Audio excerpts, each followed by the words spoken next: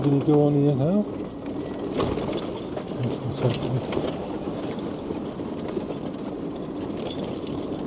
This road. We've bypassed all of those horrible roads. Well, the horrible pavements with the crappy. So.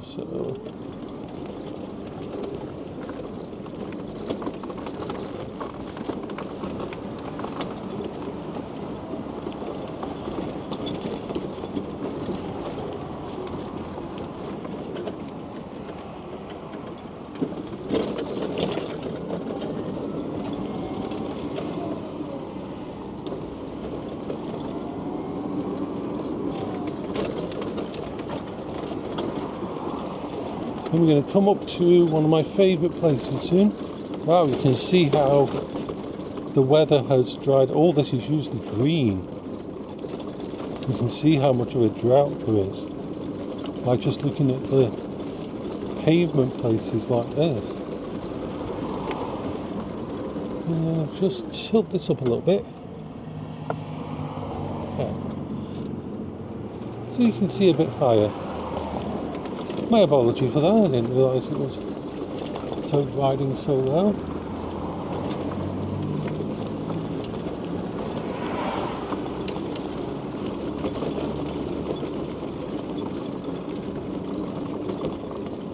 Gets a bit bumpy, this pavement.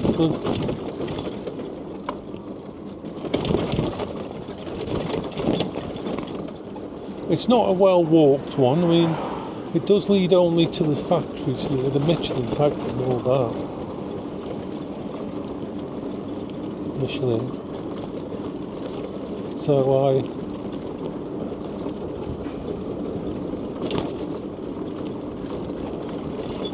understand why it doesn't get.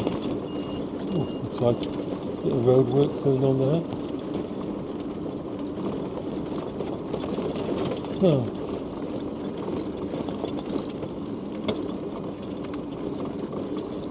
This is one of my favourite parts because I can go full speed down a nice, straight, smooth road. Once I get here.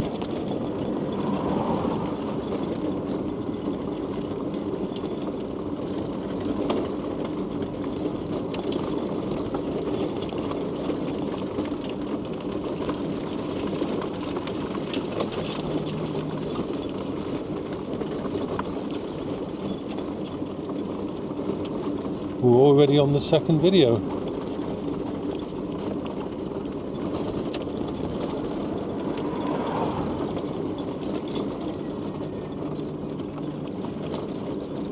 Oh, looks like they've tarmacked this road and fixed some of the potholes.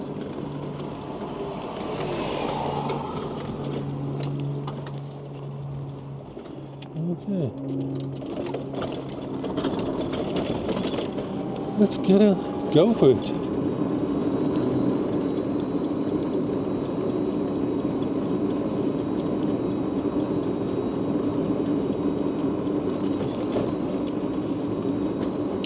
This vehicle does max out at about 10 mile an hour.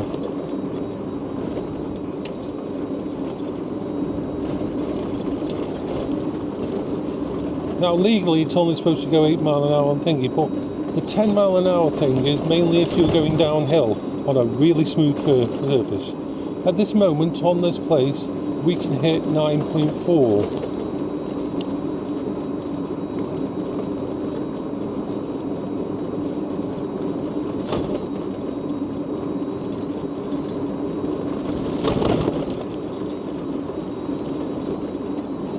All depends what kind of road surface you're on. Now we're still sitting at 80%, and that is mainly due to the drawdown from with me people putting the engine, well the motors, through the biggest drain I can.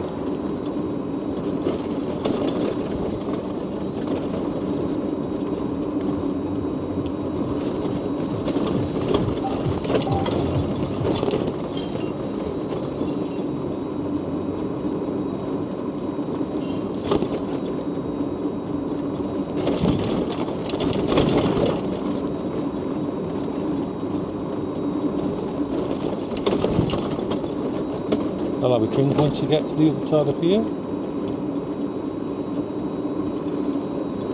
So comfortable, this vehicle is.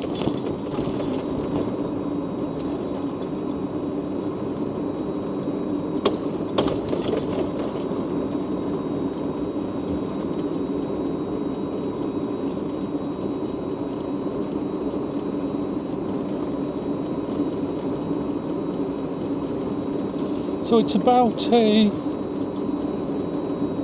the way I go there, about 12 miles journey, I believe, there.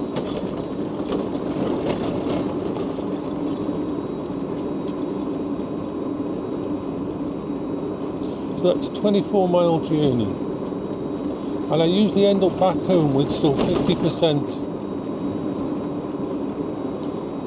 in the battery.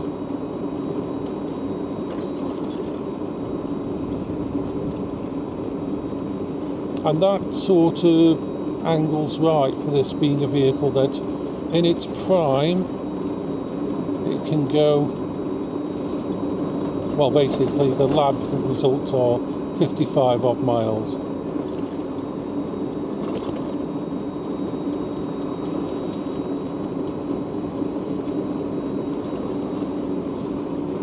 And these batteries are not brand new, they've had quite a bit of use. And this sits outside my house during the winter. Because there's no way this fits down the side of my house. You know, it is nice and thin. Okay. Through here.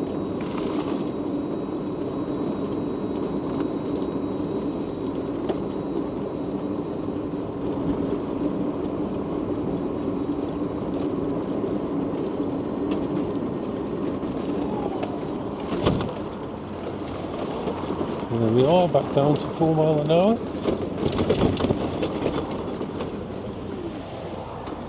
Right, just go and have a quick drink. Coming up to the, I think it's a stone roundabout, which is a massive roundabout.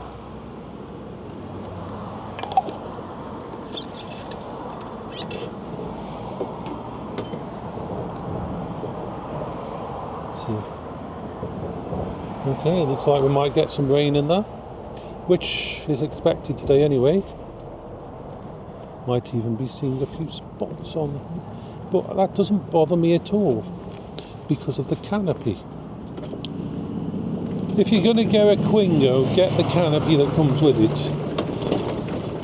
This is not a gimmick. It gives you the freedom of leaving the house no matter what the weather is, within reason. I wouldn't go out in a hurricane and that, of course, but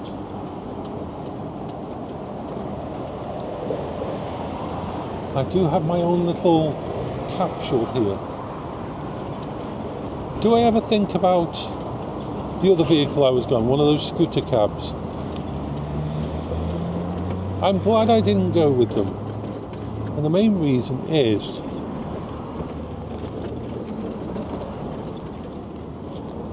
freedom. The scooter cab is over 100 centimetres wide. The Quingo is, I believe, 67 centimetres wide. That is a massive difference to where you can go, where you can get. I can take this in shops, I can take it nearly everywhere. There's not many places I ever hit that I cannot get through. If I had a scooter cab, apart from the price of £16,000 for a fully kitted out one, I would reduce the places I could go and my freedom. For someone who can leave their vehicle quite comfortably, it's fine. And it is a beautiful thing, the scooter cabs are not a bad thing. But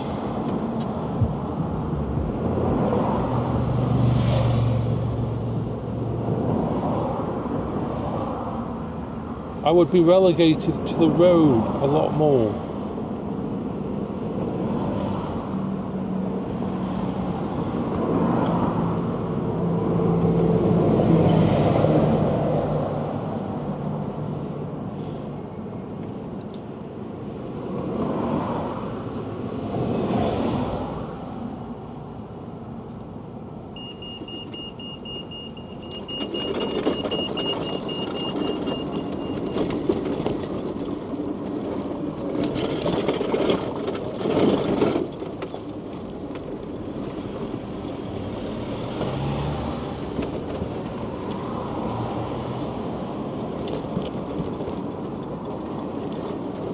I put my stew on before leaving the house, so when I get home I don't have to make anything.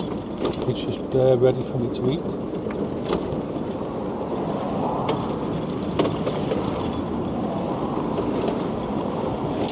The Quingo is the only vehicle I've ever had, and I've had a few different ones, that I have no range anxiety on. I've travelled everywhere in Stoke-on-Trent on this. And although I am aware that the batteries will get to the point where I'll have to change them at some point in time,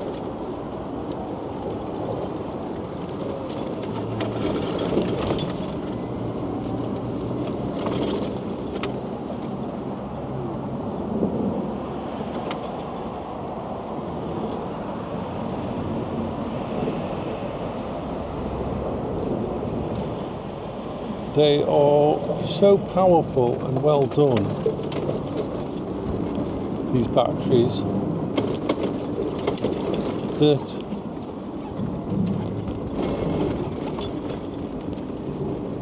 you don't hit the kind of range anxiety you get with a lot of scooters. And a lot of scooters have really bad battery management. The Quingo has really good.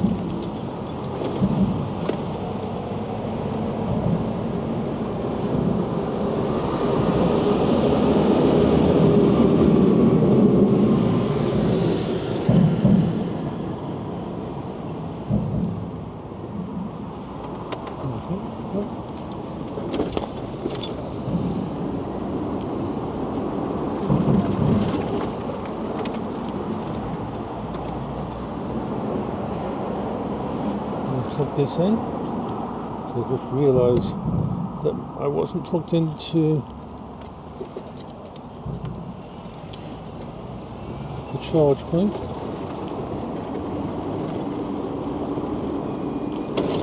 This is the kind of thing I hate. Those kind of barriers like that. I know it's to stop people on motorbikes and stuff like that going through, but you stop people in wheelchairs and you stop people in things. Because I would love to explore places like that, but that means no, and that's not fair. It's not fair. Disabled people should be able to go anywhere they want. If they've got the ability to leave their house, if they've got the ability to take that step, then it's only right. Look, there's a little bit of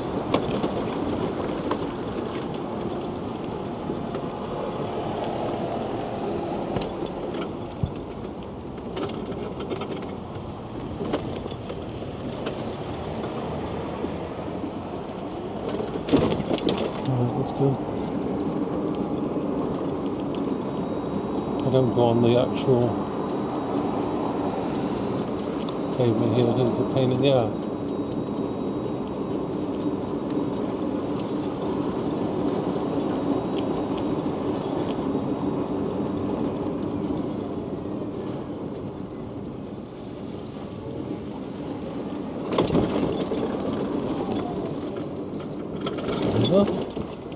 And back on the pavement.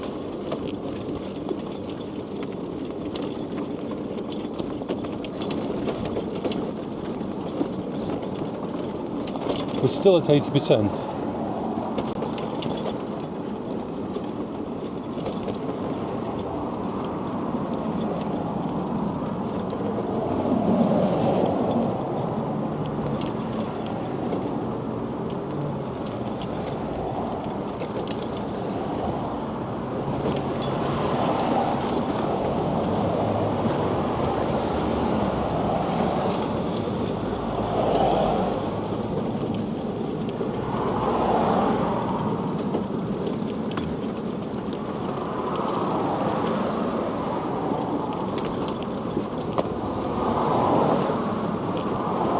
I've never seen the... Actually, no, probably have. I was going to say I've never seen the grass so dead. But I was around in 1976 for the big heat wave, and I remember where we used to live on Cheriton Green, and I remember going outside my front gate with my dad to play on the lawn, and the lawn, instead of it being normal and green and really nice, because you got to remember, UK we get a lot of rain, so we don't often see grass like this. We might get some rain today though, like you said, we could get rain in an hour.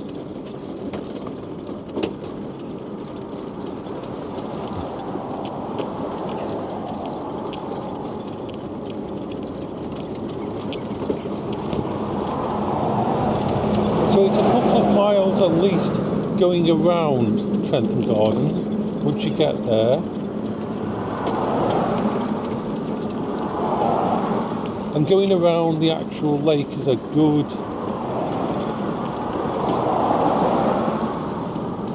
way to test the vehicle as well.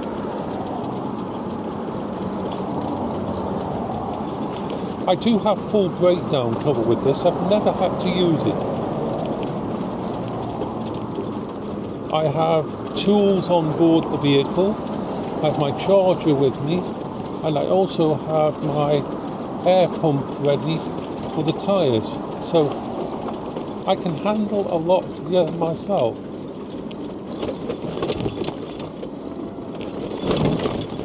You know, sometimes I go down.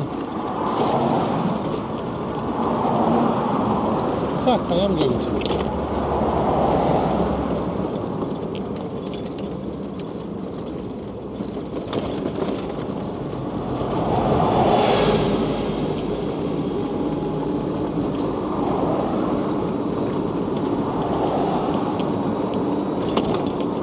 Seeing as I'm testing out the tyres, see this road, this can go up to 9.4 on, it's kind of covering that it'll do that.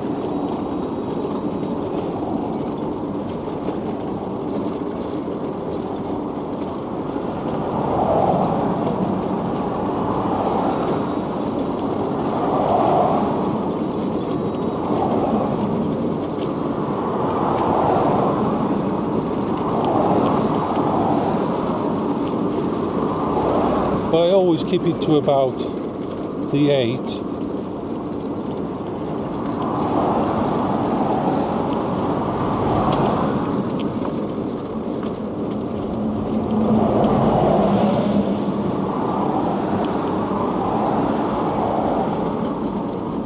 Road ahead closed. Oh, that road.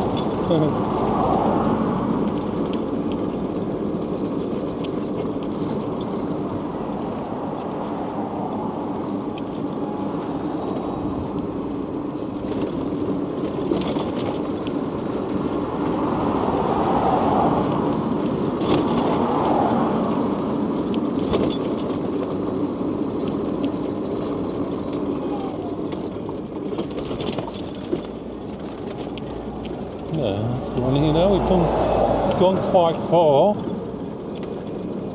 on the actual road thing.